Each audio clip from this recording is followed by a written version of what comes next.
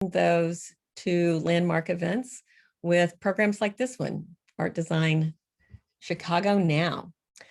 I'm Deb Carr. I'm president and CEO of Intuit, the Center for Intuitive and Outsider Art. And I am thrilled to welcome our panelists. I think this is going to be a great program. First, I have to give big thanks to Lisa Stone, who's really the organizer and the foundation, the cheerleader behind all of us pulling this forward. Thank you, Lisa Stone.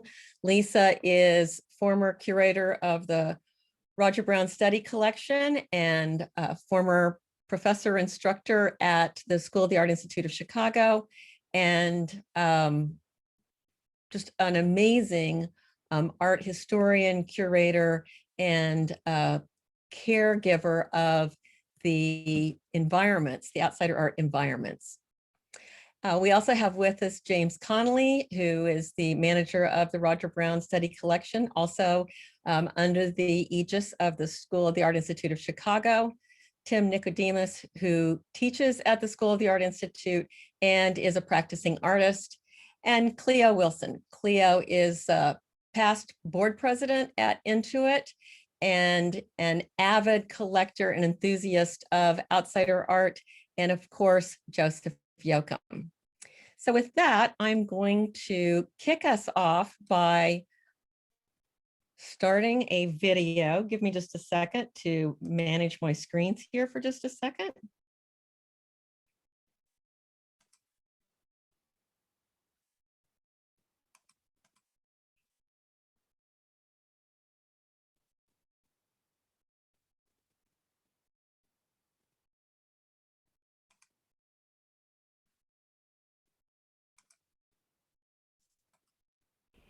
Thank you, Deb, and thanks to the Terra Foundation for American Art for sponsoring this program exploring the art of Joseph Elmer Yoakum. For me, Yoakum is an artist whose drawings will never exhaust their transportable powers and possibilities. As a very brief introduction to his life's path, Yoakum was born in 1891. Cleo Wilson will discuss his creative construction of his own biography shortly. In his early years, Yoakum traveled around this country and later around the globe widely, working for several circuses, stowing away on ships, and having extraordinary experiences for a young man of color at the turn of the last century. In 1918, he was drafted into the U.S. Army and served in France, where he experienced blistering racism by his army superiors. He was stationed near Clermont, which he later recalled in this and other drawings. In the mid to late 1920s, and fortunately for us, he landed in Chicago. I'll use this image to represent Chicago, as later in life he crossed paths with artists from the School of the Art Institute who were profoundly impacted by Yoakum's creative life and his drawings. We titled the program Joseph Yoakum's Atlas, as we'll all address aspects of Yoakum's world, which he depicted in around 2,000 exquisite drawings made in the last chapter of his life, from 1962 to 1972. I'm using the visual analogy of Yoakum's roads to follow the path of his world through moments in his exhibition history. These mark our world's fascination with his work, beginning locally and spreading in wider and wider spheres. Artist and art historian Whitney Halstead wrote, quote, "Another topographical feature that occurs in many of the drawings is the road. The road is always empty, untraveled. These roads, cutting through the complex configurations of rocks and mountain forms, have a unique loneliness and evoke a mystical or metaphysical reading," end quote. In 1967, what we believe was Yoakum's first exhibition was at The Hole, a coffee house of St. Bartholomew's Church at 6720 South Stewart. His path then took his work to the near north side of Chicago, in the exhibition at the Edward Sherbain Gallery at 2952 North Clark Street in 1968, Whitney Halstead described it as, quote, more centrally located and therefore more accessible than the coffee house had been, end quote, betraying a north side orientation that the south side was a bit beyond their sphere. But Halstead and artists from the School of the Art Institute traveled to the south side nonetheless to visit Mr. Yoakum at his home studio at 1545 East 82nd Street, where Yoakum displayed his work, which you can see behind the artists through the storefront window. Thus began fairly regular visits, and artists bought and carried his work back to their north side home studios. Here are works artfully arranged in Ray Yoshida's home at 1944 North Wood Street. And here is the room Roger Brown devoted to Yoakum's drawings. You'll hear more about this from James Connolly shortly. Yoakum's work moved downtown when, in 1969, Don Baum curated the exhibition Don Baum Says Chicago Needs Famous Artists for the Museum of Contemporary Art. The artists, including Yoakum, were listed with their photos on the back of the poster. Yoakum's work traveled east for a solo show of 65 works at the Whitney Museum of American Art, curated by Marcia Tucker. In their review of the exhibition in the Chicago Tribune magazine on December 10, 1972, Jane Allen and Derek Guthrie wrote, quote, "The best Yoakums convey a passion and linear urgency which has not been seen in landscape painting since Van Gogh," end quote. So, Yoakum's work was compared with Van Gogh in his lifetime. Joseph Yoakum took his final journey on December 25th, 1972. He was buried in the Rock Island National Cemetery in Rock Island, Illinois. It's interesting that a Google Earth view of the cemetery, with its winding roadway, precise patterning of the grave markers and clumps of trees, resembles a kind of digital Yoakum landscape. Yoakum's work traveled in wider arcs around the country and was shown at 6 venues, including in Chicago, in the Black Folk Art in America 1930 to 1980 exhibition organized by the Corcoran Gallery. In 2009, Art Institute of Chicago curator and Yoakum authority Mark Pascal curated "The Picture Tells the Story: the drawings of Joseph E. Yoakum" for Intuit, with this wonderful catalog. In 2013, the Carnegie International rolled out the red carpet for the artists, and this is a clip from the dancing drum roll.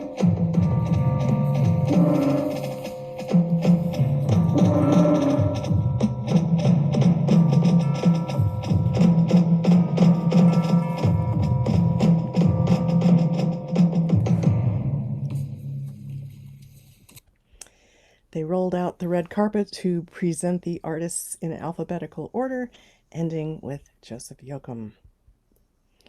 53 Yoakum drawings were shown in that exhibition.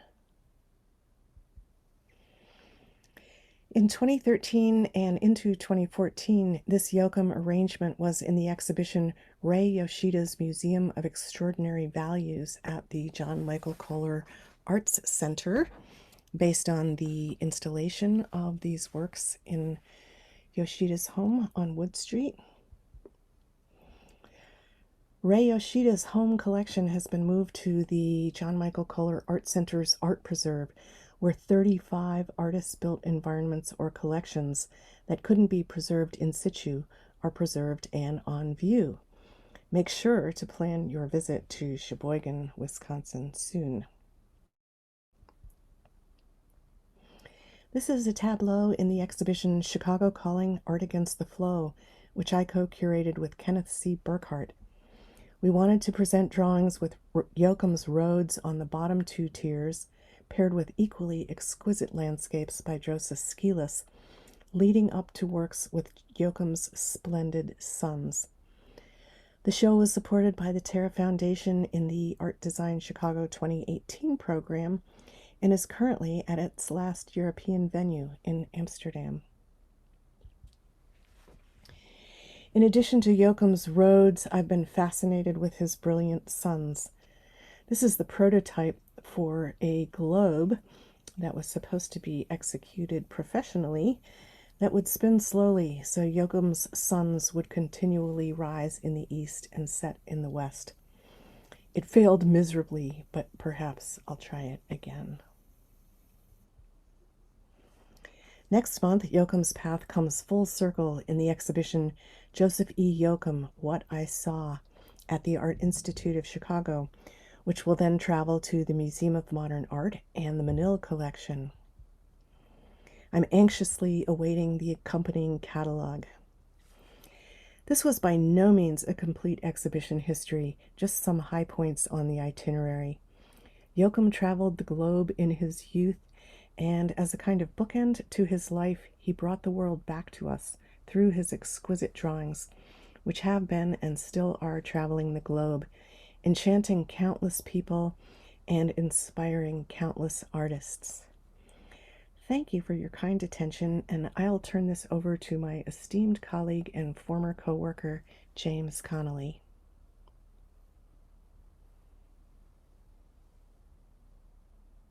My name is James Connolly. I'm an artist. I teach in the Department of Film, Video, New Media, and Animation at the School of the Art Institute of Chicago, and I am the collection manager of the Roger Brown Study Collection. The Roger Brown Study Collection is a special collection at the School of the Art Institute, an off-campus house museum in the artist Roger Brown's former home in the Lincoln Park neighborhood of Chicago. The more than 2,000 objects that Roger Brown collected over the years are installed in our space for the most part exactly how he lived with them. Roger generously donated his collection to the school in 1996, creating a resource to inspire the practice of emerging artists studying at the school and to give future museum professionals an environment to gain hands-on work experience. Roger completely covered the walls and floors of his home with things he was drawn to. The study collection is an ecosystem of wide-ranging art found in everyday objects. Items are densely installed, making it impossible to see one single thing, and allowing visitors to view and form relationships between items that may come from vastly different origins. Roger formed this collection very intentionally. He closely studied the artworks in the galleries of the Art Institute of Chicago when he was studying at the school. He talked about his affinity for works that strayed from realistic depictions of space, instead creating what he referred to as, quote, mystery. He wrote about being inspired by the works of Giovanni de Paolo in the Art Institute of Chicago, and in a 1993 interview with the Los Angeles Times, Roger said, quote, "I like 14th century Italian painting's rejection of Renaissance perspective, which dictated that art should look as much like reality as possible. The Renaissance was essentially a move towards science, and hence a realistic depiction of space became highly valued. But for me, the mystery began to go out of art at that point, and mystery is one of the most important things in art." End quote. The Roger Brown Study Collection includes countless examples of art objects deeply embedded with this engaging mystery that Roger was drawn to. Roger has a number of works made by self-taught artists such as Lee Godey, Bill Traylor, William Dawson, and of course, Joseph Yoakum. Roger acquired more works by Joseph Yoakum than any other single artist, purchasing 36 drawings and arranging them in a small guest bedroom with a pull-out sofa that we now refer to as the Yoakum Room. This space allows museum visitors to meditate on Yoakum's incredible, inventive, and hypnotic drawing. Our collection represents a wide range of Yoakum's artistic practice, from ballpoint pen renderings to vast landscapes, copies of previous drawings, portraiture, locomotives, and even a UFO. Yoakum labeled the drawings with locations around the world, written labels that he often applied after the drawing was complete. These locations frequently don't resemble the geography represented in the drawings, adding to that sense of mystery. In preparing to teach from our collection in the era of COVID, we created a virtual tour of the collection to allow remote explorations of our space. This view enables the user to experience the density of the Yoakum Room's installation, but unfortunately it doesn't allow the work to be properly experienced. The intimacy of Yoakum's lines demand close and attentive looking. His deliberate mark-making guides you in endless circles around his compositions that flow naturally and perfectly back into themselves. He pushed the materials he used with skilled sophistication, taking a ballpoint pen to its formal limit, and experimenting with the application and manipulation of colored pencil on paper. His use of patterning and repetition is extensive. Roger was clearly drawn to Joseph Yoakum because of the incredible and unique vision of the impossible landscapes he began producing when he was in his 70s. The work of Yoakum clearly embodies what Roger meant when he spoke about the mystery of art. Being exposed to the work of Yoakum had a deep impact on Brown, as it did many other Chicago Imagist artists. In a letter to the curator Mark Pascal about the work of Yoakum, Roger stated that, quote, "Having just read The Banquet Years by Roger Shattuck and his beautiful description and analysis of Henry Rousseau and his work, I could not believe the appearance in our own midst of Joseph Yoakum, Chicago's own Henry Rousseau. It was history repeating itself. I lacked no confidence in our own importance in the world of art, and here we had been handed this wonderful artist and his beautiful lyrical drawings and paintings. I believe this man's work had the same effect on all of us as Rousseau must have had on Picasso and the others of his generation. How could someone with no training just start making art that was so superior to most of the art of the day done by trained artists? I'm sure Joseph Yoakum influenced all of the artists in some way, but in no way caused anyone to want to imitate his style, or to try to become a, quote, naive artist. Jim Nutt has said something to the effect that Yoakum gave him the liberty to express his own deepest and most secret inner voice. I think that is the best description of what Yoakum did for all of us as artists." End quote. Yoakum helped Brown find his own voice as an artist, inspiring him to embrace his own aesthetic sensibilities, despite what was most hip and trendy in the art world. Though Brown didn't attempt to imitate Yoakum's style, Yoakum's landscapes absolutely informed Roger's own landscape practice. Brown's clean application of oil paint differs dramatically from Yoakum's drawing materials, but the use of patterning, repetition, and the stylization that strays from the natural world reveals a major and clear influence. This influence can be seen in many examples of Chicago Imagist work in our collection. Barbara Rossi is one of the few Imagist artists who focused on drawing as an art practice in itself rather than a study for a final painting. Her drawing that Roger placed right above his bed in the bedroom might be one of the few objects that people look at as closely and intensely as they look at our Yoakum drawings. Rossi's mind-blowing interlocking patterns, hand-drawn with intense meditative focus, bring to mind the use of pattern and repetitive invention in the work of Yoakum. In a statement for the Renaissance Society's 1987 exhibition Drawings by Chicago Imagists, Barbara Rossi stated that, quote, "In the course of my work, I have made two kinds of drawings, those made of magic and those made of sweat." End quote. Diving into what Rossi means by this statement, I'd argue that her magic drawings are analogous to the drawing process of Joseph Yoakum. Rossi continued her statement about her magic drawings by saying that, quote, "I call them magic drawings because it seems to be magic that unfolds them. I start with no overall compositional plan. I begin drawing in one spot with a single form which is completely elaborated before the next form is called forth and also completely elaborated. And so I continue with no alteration or erasing of what is already in place until the edges of the paper are reached and a composition which holds together and which is a surprise to me has revealed itself. If I am attentive in this process, my idea finds me." End quote. This magical process reminds me of the well-known description Yoakum gave his own drawing process as being a spiritual unfoldment. Many other connections between the work of Yoakum and the Imagist artworks in our collection can be found, such as this reverse-painted window shade by Jim Nutt titled Flop. Nutt has stated that the organic shapes at the bottom of this work and others from this period were deeply informed by exposure to Yoakum's work. Similar organic shapes can also be found in a reverse-painted window box by Ed Flood titled Silver Crown. Somewhat similar drawing patterns can also be found in the drawing work of Laurie Gunn, and in the organic shapes and lines that you see throughout the work of Carl Worsam. It is clear that these artists crossing paths with Yoakum in their formative years had an incredibly important impact on them, and Yoakum's work continues to inform the practice of emerging artists to this day. Thousands of students at the School of the Art Institute have been exposed to the work of Yoakum through visits to the Roger Brown Study Collection. Though we have these drawings behind archival glass, Because they weren't made with the best art materials, they do fade from being exposed to the sunlight coming in through the window.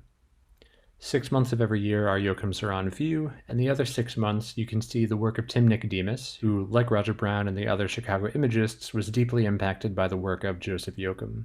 This will help ensure that Yoakum's work can be seen for many more years to come. It's important that future generations continue to experience Joseph Yoakum's work so that his impact can continue to reverberate. Hello, and thank you for joining us.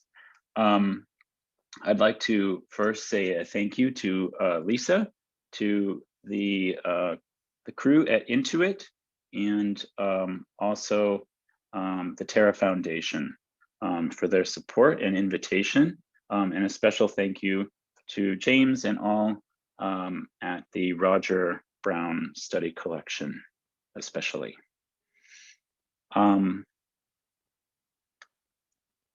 Today, I'll be talking about my connection with Joseph Yoakum through drawing, and in particular through the works at the Roger Brown Study Collection. And I won't have time to show you every in and out of the project, but hopefully we'll get a sense of the impetus for it and some of the results. But rather than starting my talk with Joseph Yoakum, I'll start with another artist. This painting is by Albert Bierstadt, and it's of Mount Hood in the state of Oregon, where I grew up. And on any clear day, this was a landmark when I looked east and I could orient myself in space. I've been living in Chicago for the last 11 years, and I still look east, expecting to see a mountain peak to help me situate myself. And perhaps one day I'll see it. And I had a formative experience as a boy visiting the art museum and getting to see this grandiose painting in person. However, anybody who is from the Pacific Northwest and is familiar with the mountain and maybe has seen this painting knows its secret is that Bierstadt painted the mountain as if we are looking at the north side of it, and you can see the Columbia River in the foreground. However, the view of the mountain shows the west face of it. So when he worked on it in his studio, he simply rotated the mountain 90 degrees. And now when I visit family in Oregon and I see the mountain, I think to myself, if we could only rotate that, then it would look right. And the way I see a place that I know from experience has been forever changed by Bierstadt's painted image. So experience and depiction collide and forever influence one another. Over the last few years, I've been increasingly curious about the ways which pictures of place determine the way we encounter a site.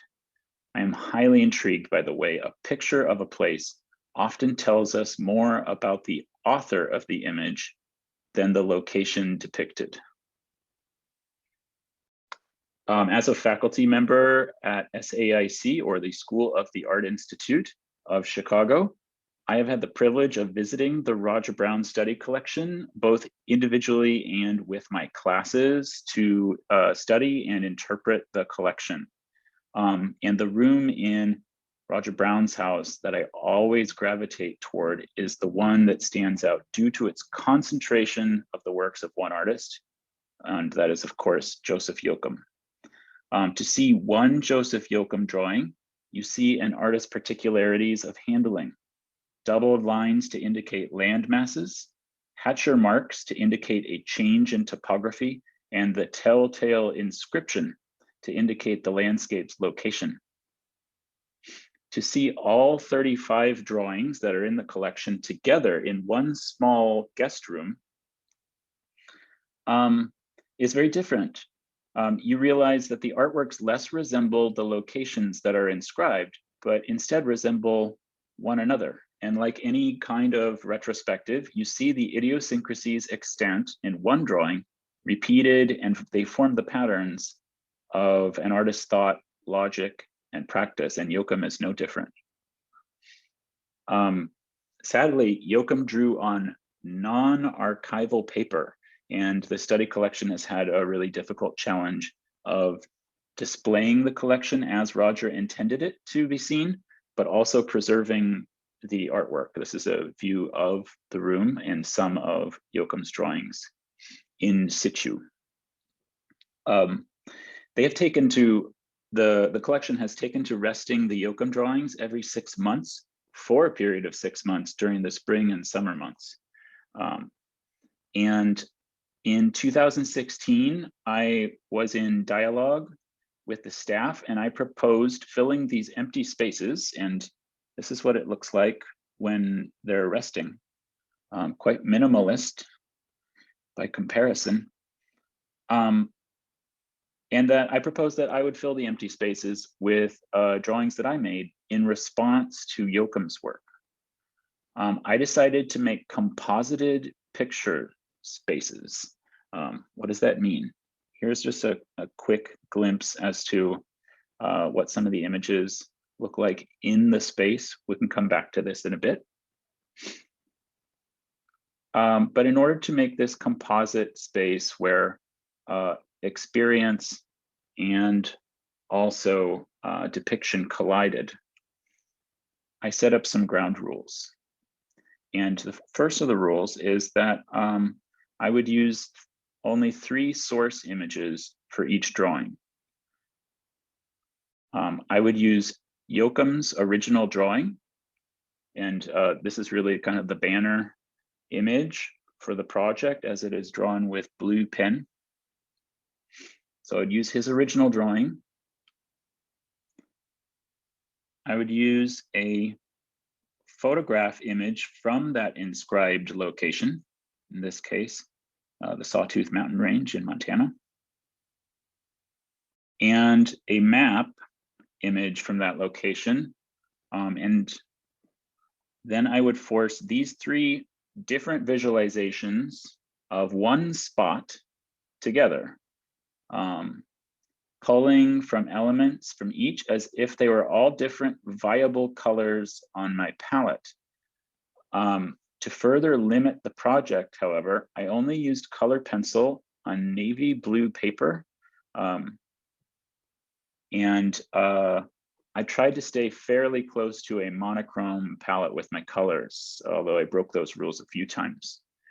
And I chose this dark blue, not just to make it difficult for you to see it here on this digital platform, but thinking about the this blue pen drawing, and also thinking about the fact that the images themselves drawn on non-archival paper are disappearing, right?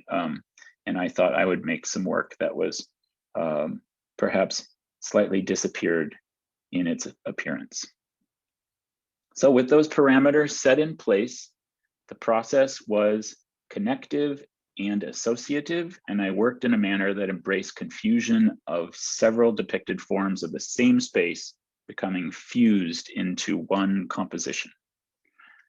The project was a beginning of a larger engagement for me, and it was an opportunity in this work to examine a picturing history through one location that holds up a lens to each mode to see the aesthetic, material, personal, and cultural ways of seeing place.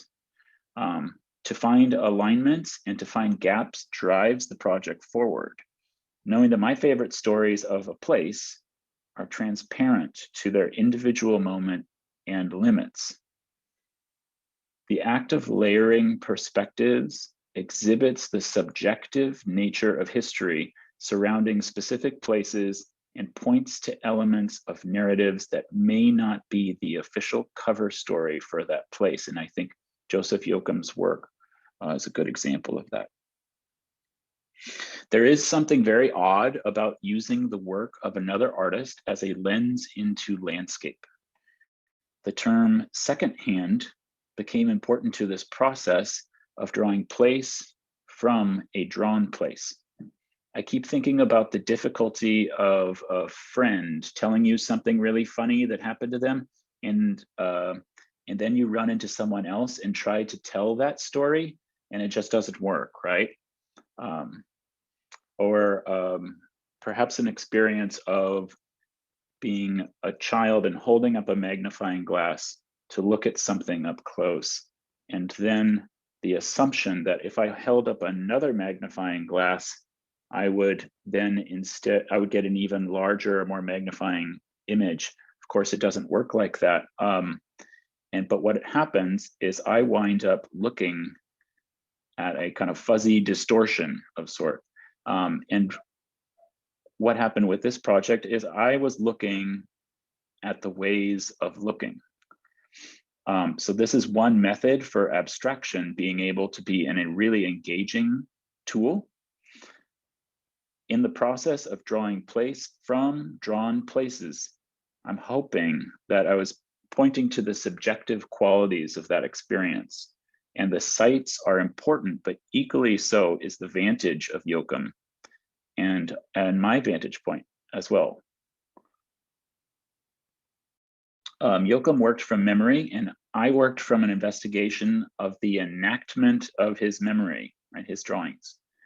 This project, and perhaps much of landscape artwork, has more to do with the story we place on land rather than the land itself. In her book, O Pioneers, Willa Cather remarks on the land, and in this case, Nebraska, and yet can't help but author the land and perhaps personify in a bit, even in its refusal to be managed by people's narratives. This was actually one of the most fun parts of the whole project, which was I got to learn how to use Adobe Illustrator and InDesign, and I put together a little map a la Sgt. Pepper, and I had a lot of fun drawing that couch. So from O Pioneers by Willa Cather. But the great fact was the land itself, which seemed to overwhelm the little beginnings of human society that struggled in its somber wastes. It was from facing this hardness that the boy's mouth had become so bitter, because he felt that men were too weak to make any mark here, that the land wanted to be let alone, to preserve its own fierce strength, its peculiar, savage kind of beauty, its uninterrupted mournfulness. So there's an idea of perhaps the primacy in landscape, or maybe even truthfulness and a singularity of truthfulness in landscape that I'm really suspicious of. And I'm far more interested in the layers of narrative that we stack on place. But nonetheless, I actually decided to see this firsthand. So motivated by this project at the study collection, a little later in 2017, I traveled to locations throughout the Rocky Mountain region of the United States in search of sites where Yoakum pulled from, right? Where these were the landscapes that Yoakum depicted, as well as many other artists. And the trip became a form of reenactment and acknowledgement of that abstraction of place, right? Of that subjectivity of interpretation of place, and of the multiple layers of storytelling that take place through landscape drawing and landscape imagery. And acknowledging through context of place that the impossible, kind of impossible task of history being complete or completed in one location. And these are a few works that have come out of that experience. And I will say that the project with the study collection and with Yoakum was certainly a starting place for my current work of the last 5 years. And I anticipate it will continue for a great while longer. Through Yoakum's work, I was able to open up questions that I had about ways of seeing space and how landscape imagery really gives us a vantage point into the particular eye of that artist. Okay, thank you very much. As you heard, the story of how the art of Joseph Yoakum came to the public eye begins with a window, a storefront window on the south side of Chicago. One of Yoakum's titles says, Window Rock, Arizona, where I was born. Was his entire life a metaphor from which every stone wall had a window for him to escape?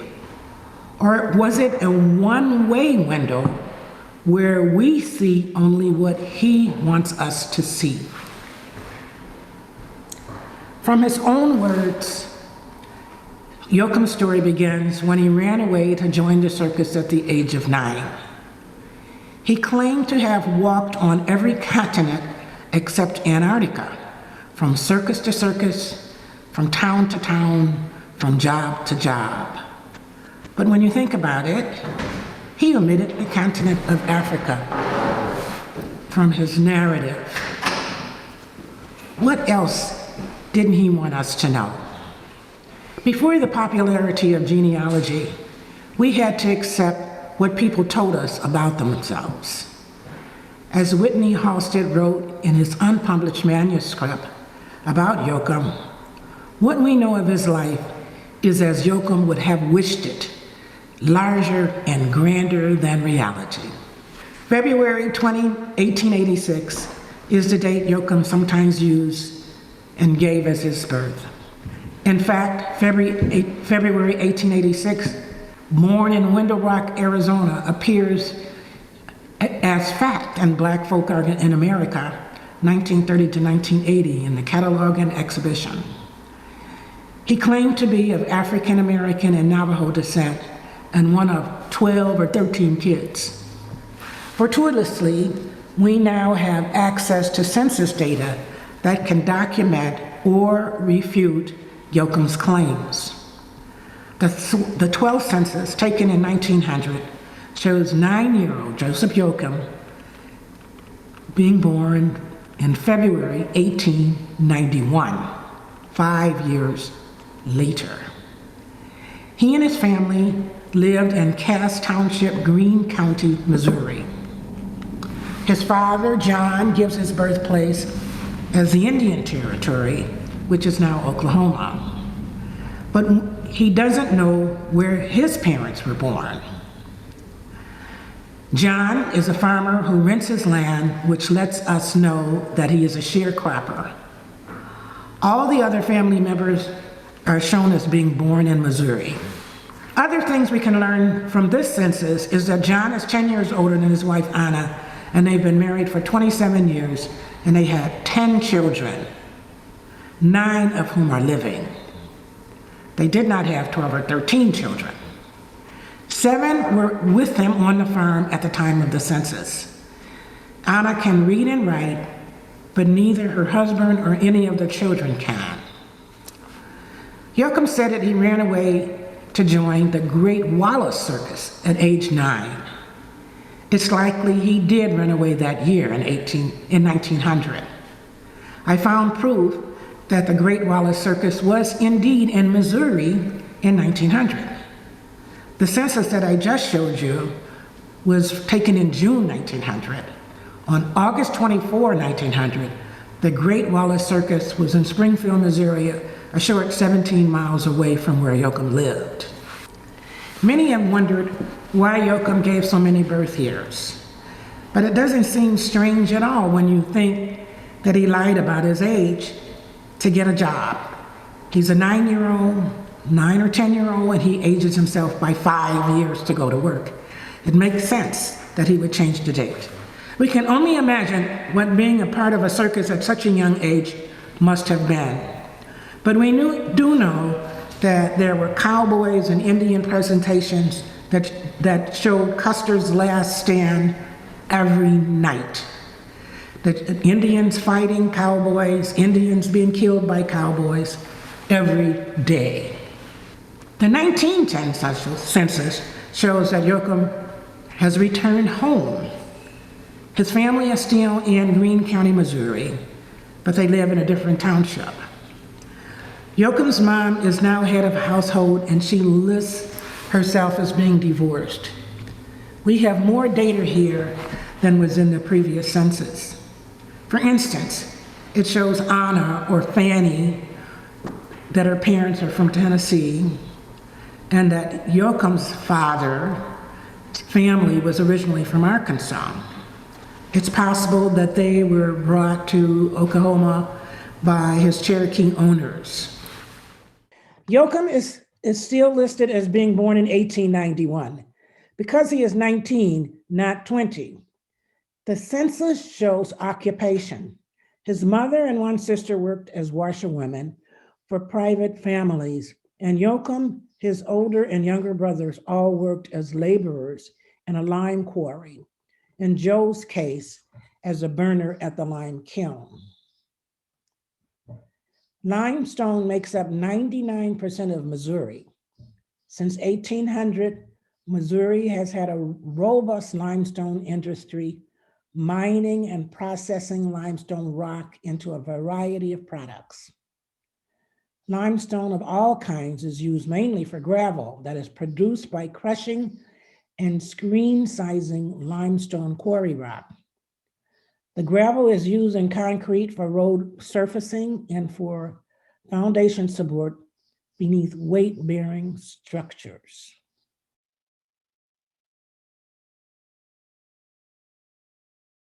And it is used for mortar. The mortar is baked in a kiln at more than 1,472 degrees Fahrenheit by the lime burner, Yoakum's job. The kiln would burn for 7 or 8 days, producing a fire which would start to make the stones crack. Once that happened, the lime burner would accelerate the fire and maintain it at its maximum to reduce the stones to powder. I can't imagine this job in the heat of summer in the Midwest.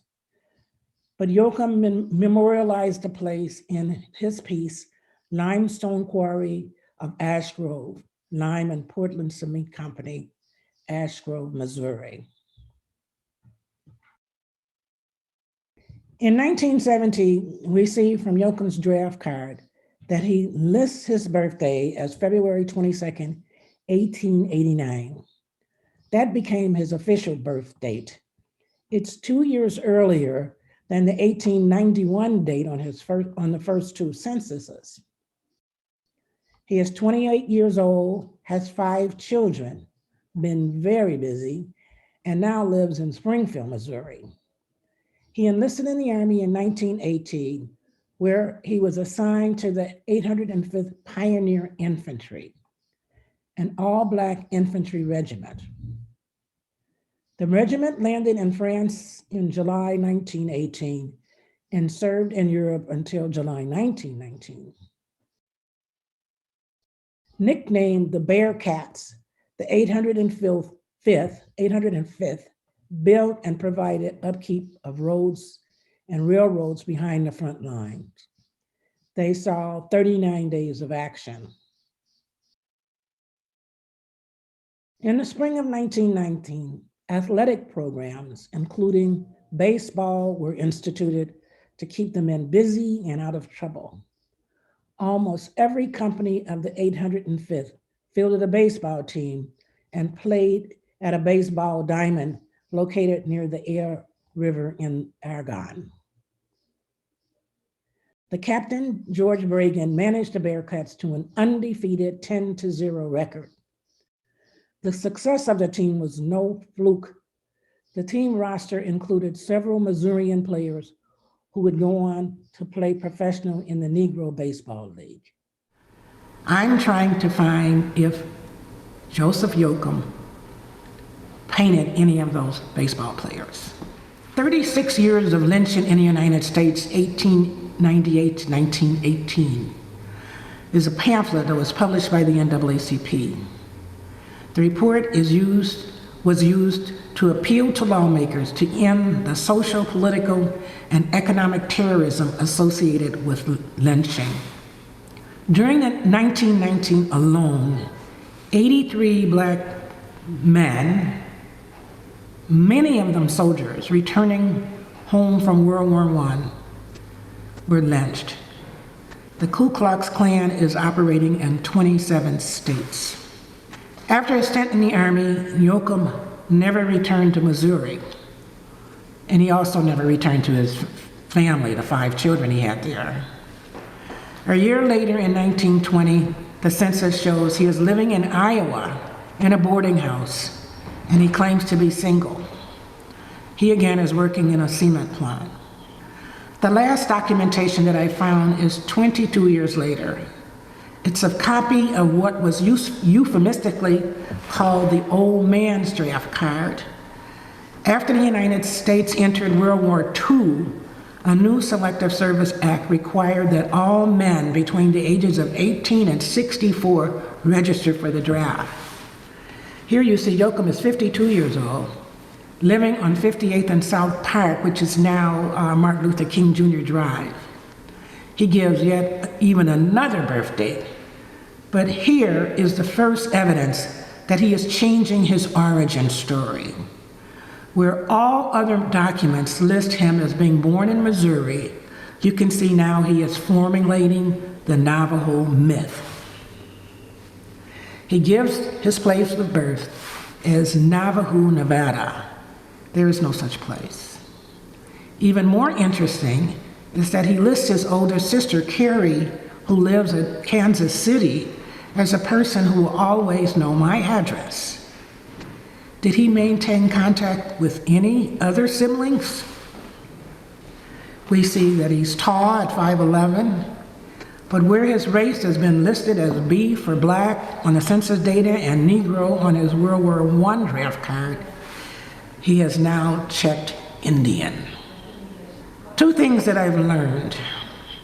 1, for more than a century, lighter-skinned African Americans were told by their ancestors that they had Indian blood. It hasn't been until the last decade that with the popularity of genealogy and DNA testing that many of us have learned a shocking reality. It's not Indian, it's European. Vestiges of slavery. It was never talked about.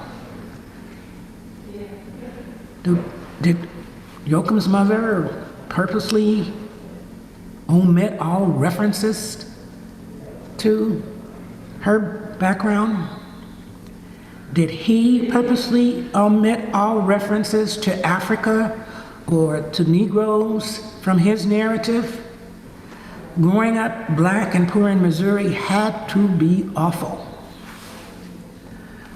Yoakum most likely did not know where his admixture came from, but the seeds of Navajo ancestry could have been painted in the pre-pubescent boy who ran away to join the circus, where every show was a performance, every show was an act. Yoakum is not the first artist to create a persona, but it clearly added to his marketability. In 1970, after reading a review in which he was described as a Black artist from an exhibit that was arranged by Jim Nutt and Gladys Nielsen in Sacramento, Yoakum said out loud that as a Black artist, his work would not get a good price. Was he right?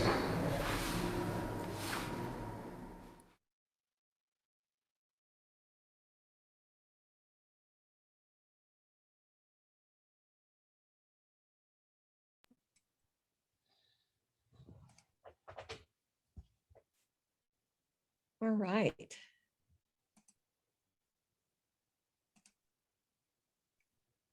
That was wonderful. Thank you all for the hard work that you put into those presentations. I learned so much, and I have many questions. And please, participants, type your questions into the question and answer box. And I see that you all have gotten some nice kudos in the chat bar.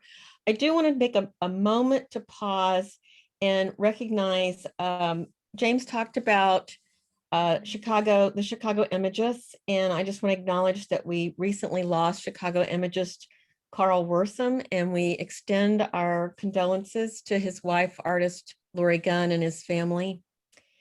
And then secondly, I want to emphasize that what Lisa mentioned, that Joseph Yoakum, What I Saw, is an exhibition being curated by Joseph Yoakum expert Mark Pascal with the Art Institute of Chicago.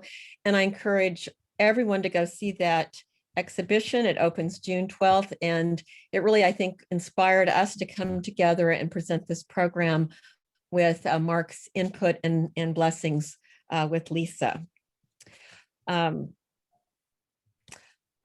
You know, all of you spoke about different elements of Joseph Yoakum, and I know that, like many self-taught artists, he did create a story about himself.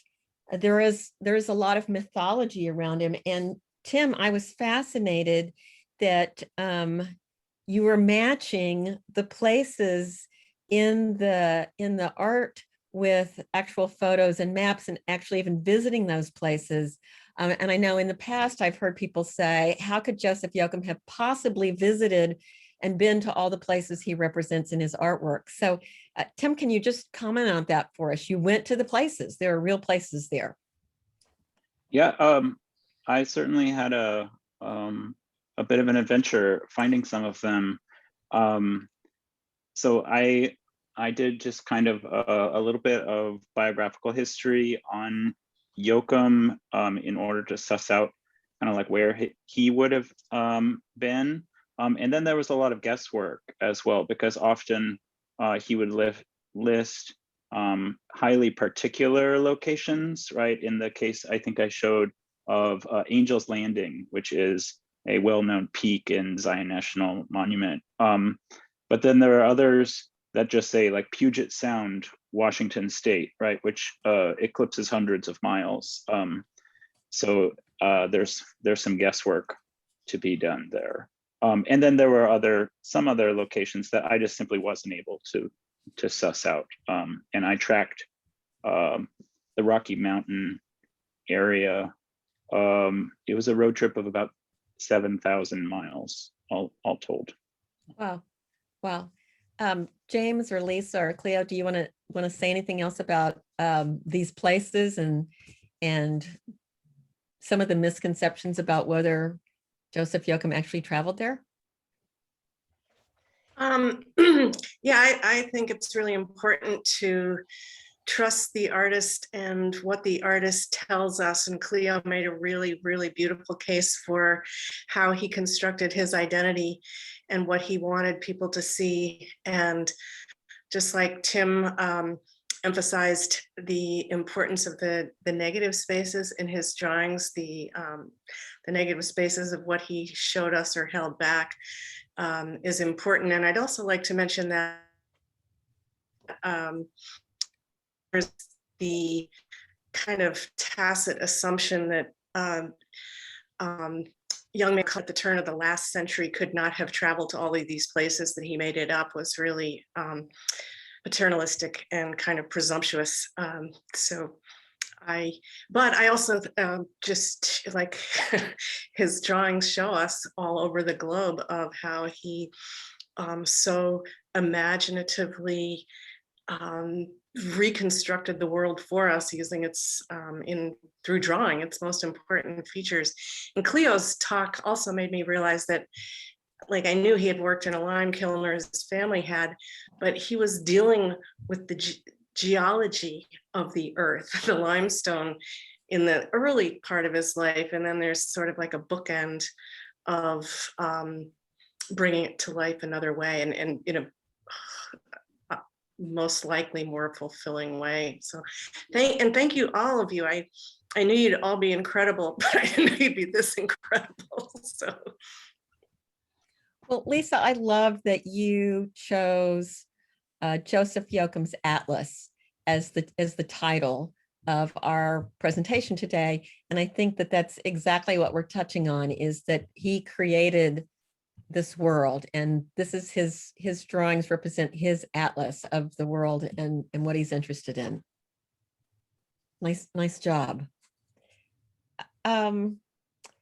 So maybe this isn't very deep. You all are more serious art historians than I am, but I always see faces in the landscapes.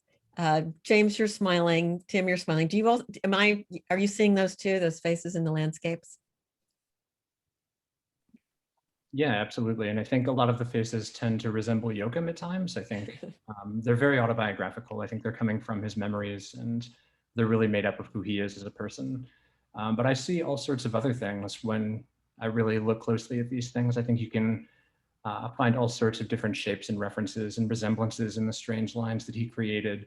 And they're things that you can spend hours looking at and years looking at, and you can still kind of see them in new ways. So it's incredible how much you see embedded in the landscapes, but faces, absolutely. Mm-hmm. Tim, you did a lot of close reading of the landscapes.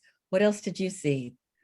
Yeah, I think one thing maybe to also mention that trip that I went to those sites, I certainly spent a lot of time looking at rocks as well, and formations of hoodoos or batholiths or other rock formations.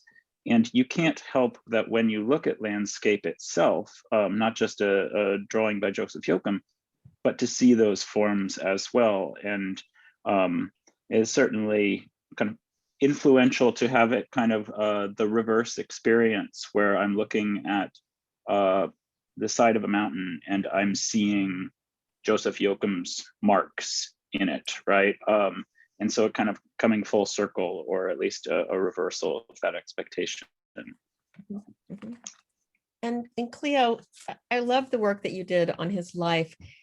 Were there other new moments in terms of thinking about his travel? I loved the comparisons that you drew about watching the Custer Indian battles every day.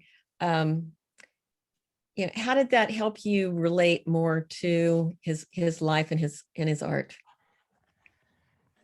The thing that I was most struck by is, you know, I chose to believe that he was really 9 years old when he ran away, and that this young boy was living this exciting and adventurous but bizarre life, that you could just see that it was going to create something that would have to express itself. And I'm glad that it turned out to be art. But on the other hand, like Lisa was saying, I don't think it matters really that he went to all these places. We know that he had, you know, encyclopedias and stuff in his house where he could, you know, in his home where he could look up places and create them. I mean, there is evidence that some of the places that he said that he went with the circus, no circus ever went there. You know, I felt very fortunate that I could find the travel schedule for the Great Wallace Circus, and that it was just 17 miles away from his house. You know, so that was a great find, actually. That was genius, Cleo. Thanks for tracking that down for us. I'm Lisa, eager to talk to Mark. I'm eager to see what more you know, Mark has uncovered, because we didn't have as much time to put this together and to do as much research as he has with the whole team working with him. So I'm really excited about it.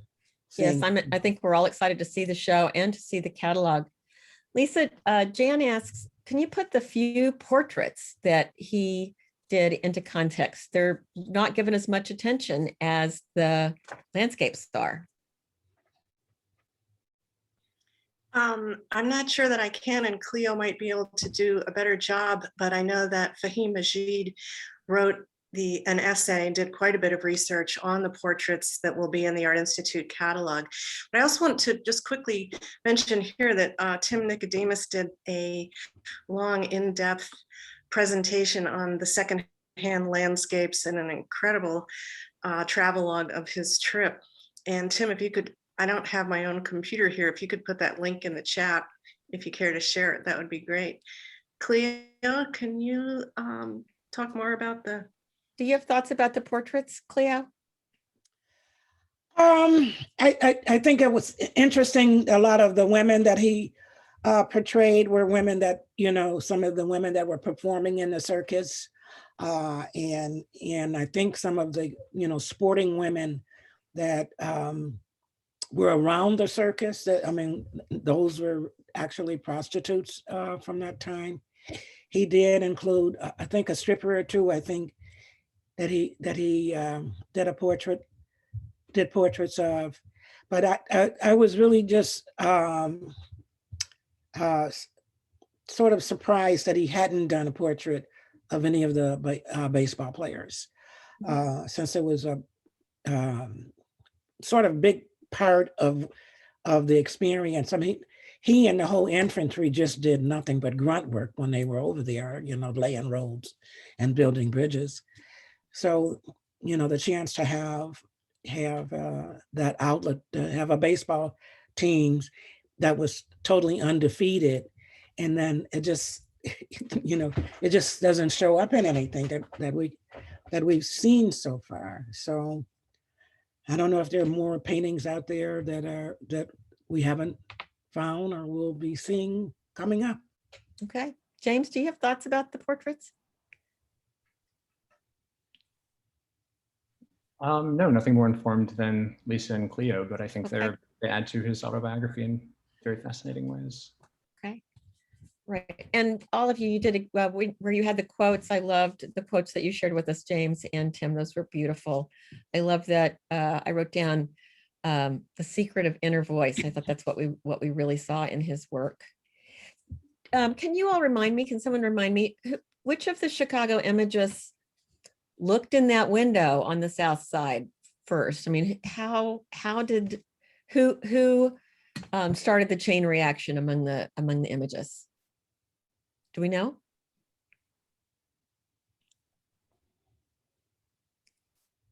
Lisa may know, but I think I'm not sure she may be frozen.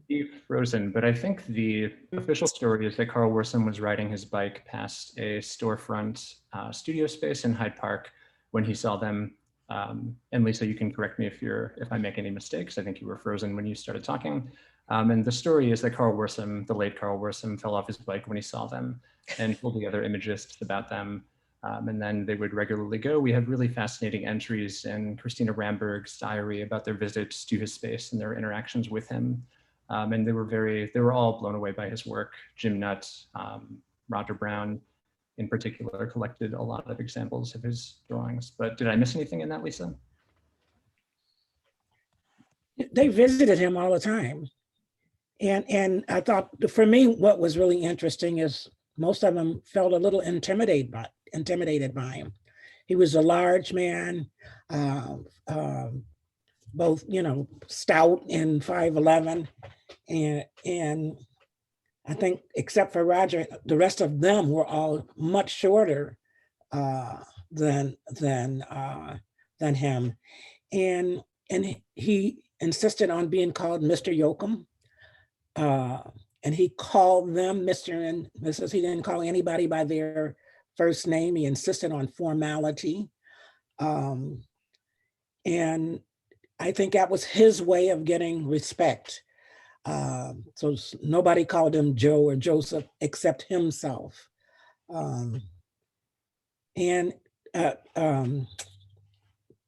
Whitney, you know, writes about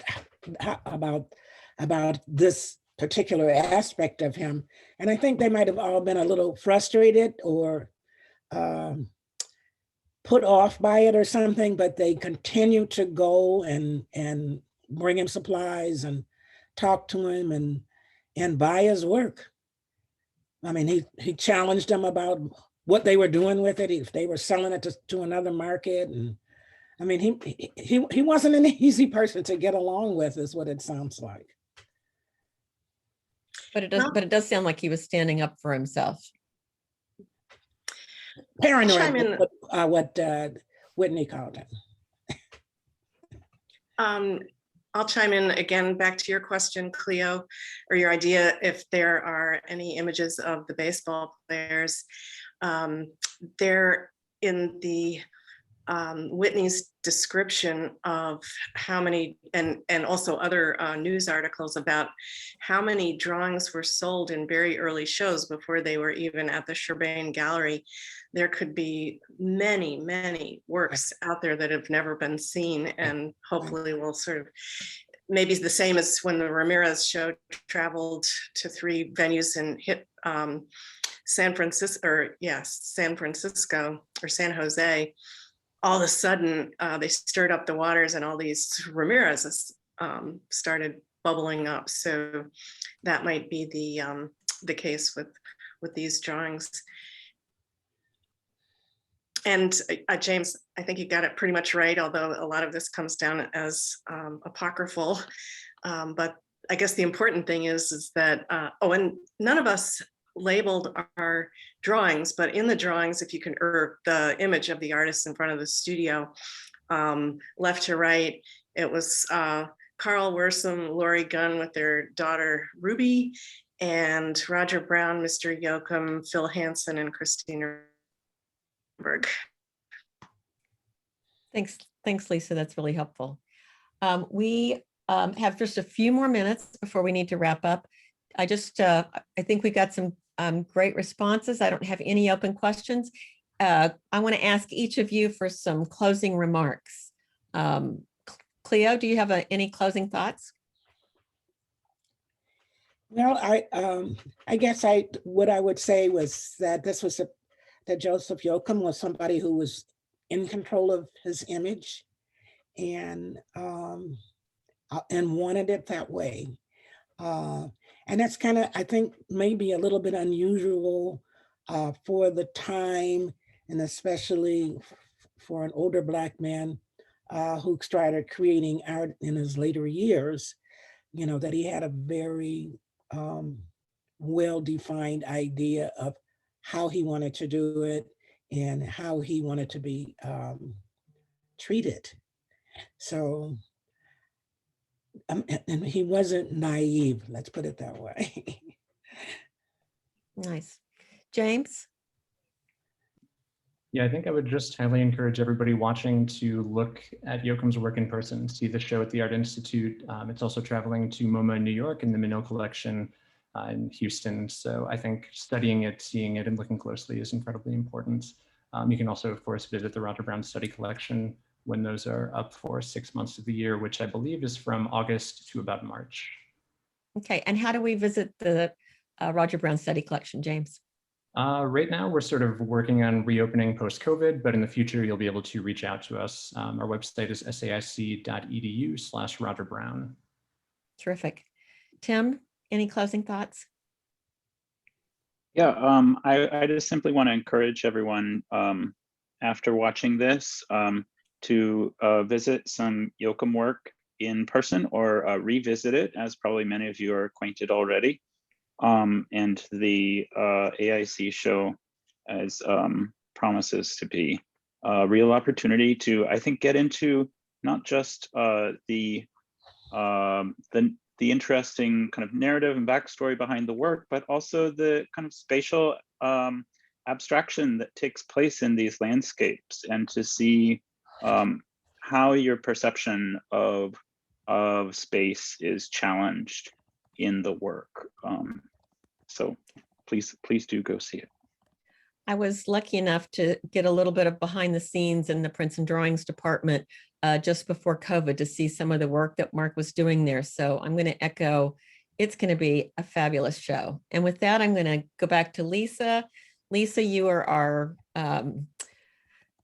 this whole panel was your brainchild, and I just want to ask you to wrap it up for us. Any closing thoughts?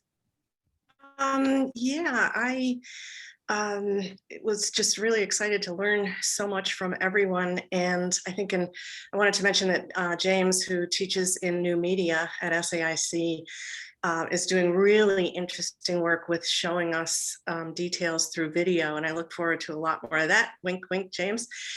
And I was really stung and struck by Cleo's last statement, that we know that Yoakum was very aware that the color of his skin would determine his value.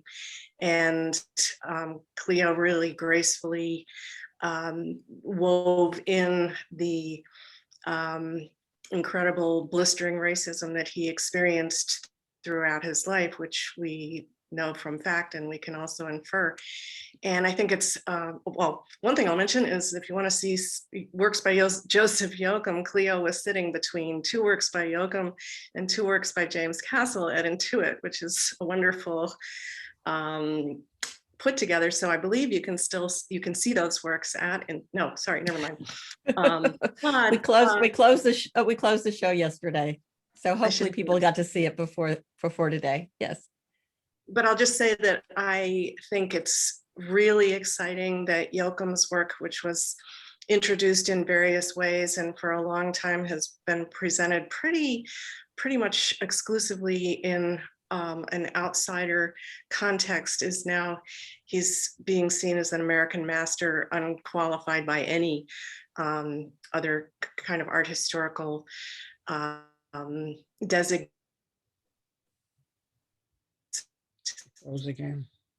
Designation. Yep. Right. Okay. To its staff and great people. Okay. All right. Thank you all. This was a great program. We've got lots of thank yous in the chat bar. I see Cleo wants to thank Dan Berger for making the image of the limestone quarry available. Wonderful, wonderful program. Many thanks. Thanks to the Terra Foundation for American Art, and thanks to each of you for your great work in bringing together these new insights for all of us into the work and life of Joseph Yoakum. Thank you, Lisa. Thank you. Thank you, Lisa.